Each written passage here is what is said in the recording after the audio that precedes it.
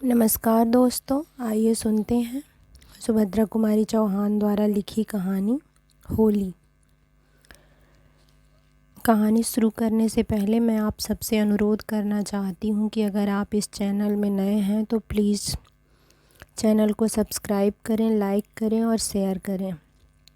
तो आइए दोस्तों सुनते हैं कहानी होली। कल होली है। होगी। क्या तुम न मनाओगी? नहीं। नहीं ना। क्यों? क्या बताऊं क्यों? आखिर कुछ सुनूं भी तो। सुनकर क्या करोगे? जो करते बनेगा, तुमसे कुछ ना बनेगा। तो भी क्या कहूँ? क्या तुम नहीं जानते, होली या कोई भी त्यौहार वही मनाता है जो सुखी है। जिसके जीवन में किसी प्रकार का सुख ही नहीं, वह त्यौहार भला किस बिरते पर मनावे। तो क्या तुमसे होली खेलने ना आऊँ? क्या करोगे आकर? सकरुण दृष्टि से करुणा की ओर देखते हुए नरेश साइकिल उठाकर घर चल दिया। करुणा अपने घर के काम काज में लग गई।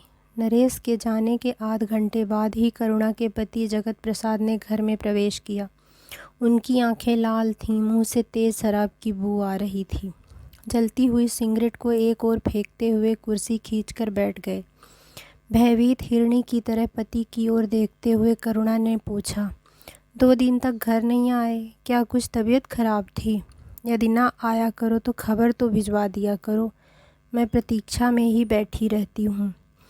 उन्होंने करुणा की बातों पर कुछ भी ध्यान न दिया। जेब से रुपए निकालकर मेज पर ढेर लगाते हुए बोले, पंडिताने की तरह रोज ही सीख दिया करती हो कि जुआ न खेलो, शराब न पियो, यह न करो, वह न करो। यदि मैं जुआ न खेलता तो आज मुझे इतने रुपए इकट्ठे कहाँ से मिल जाते।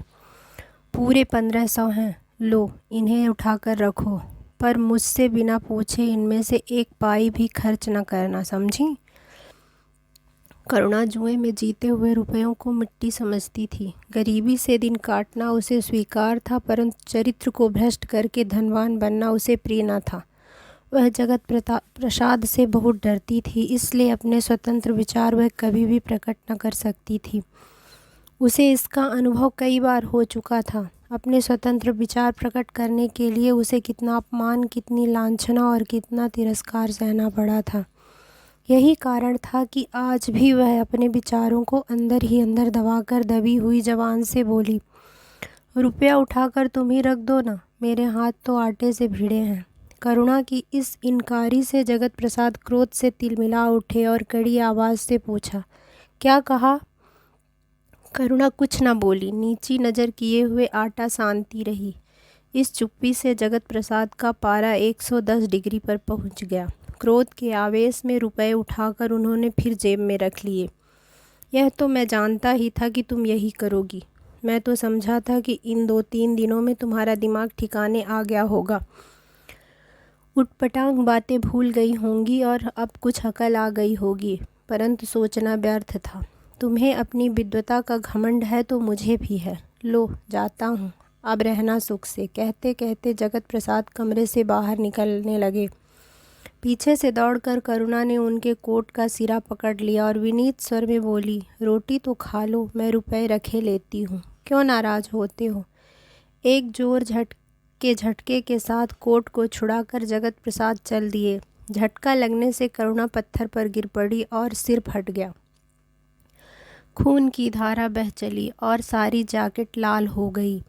संध्या का समय था। पास ही बाबू भगवती प्रसाद जी के सामने वाली चौक से सुरीली आवाज़ आ रही थी, होली कैसे मनाऊं, सैया विदेश में द्वारे ठाढ़ी, कर मलमल पछताऊं, होली कैसे मनाऊं। होली के दीवाने भांग के नशे में चूर थे। गाने वाली नर्तकी पर रुपयों की बौछार हो रही थी। जगत प्रसाद को अपनी दुखिया पत्नी का ख्याल न था। रुपयों बरसाने वालों में उन्हीं का सबसे पहला नंबर था। इधर करुणा भूखी प्यासी छटपटाती हुई चारपाई पर करवटें बदल रही थी।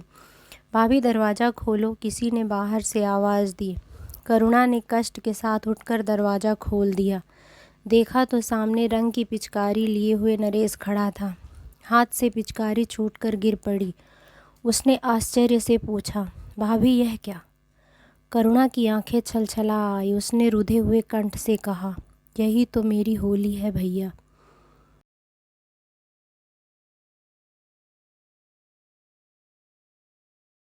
नमस्कार दोस्तों, आइए